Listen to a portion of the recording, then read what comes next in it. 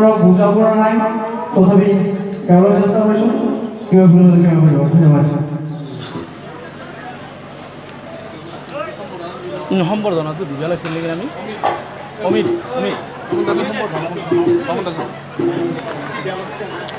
নাই নাকি শ্ৰদ্ধাৰ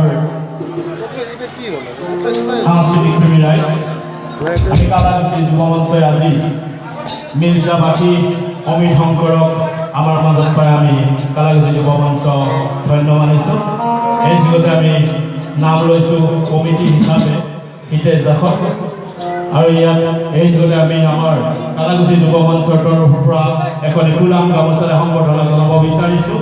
সম্বৰ্ধনা জনাব কালাগুছি যুৱ মঞ্চৰ অন্যতম কৰ্মী মাননীয় শ্ৰী পৰমেশ্বৰ দাসে